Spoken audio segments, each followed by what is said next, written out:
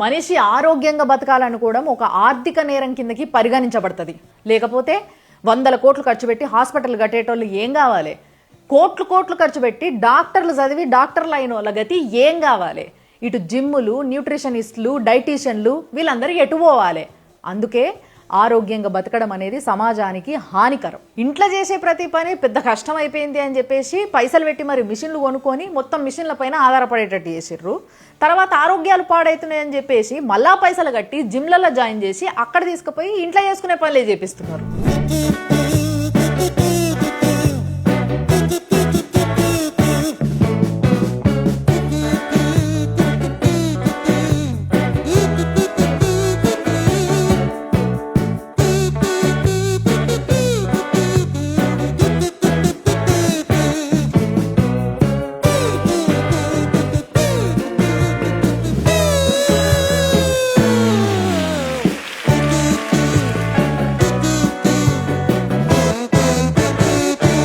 చూసిరు కదా, మనం అనారోగ్యంగా ఉంటేనే అందరూ బతుకుతారు.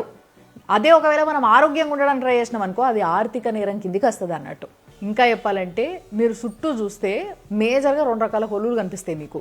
ఒకటేమో మన ఆరోగ్యాన్ని చెడగొట్టేటోళ్ళు అన్నట్టు, అంటే సిగరెట్లు, మందు, జంక్ ఫుడ్ ఇవన్నీ తయారు చేసేటోళ్ళు, అవన్నీ తీసుకొచ్చుకొని షాపులలో పెట్టుకొని అమ్ముకునేటోళ్ళు, వీళ్ళందరూ మన చుట్టూ ఓన్లీ మన ఆరోగ్యాన్ని పాడు చేయడానికే కష్టపడుతుంటారు అన్నట్టు.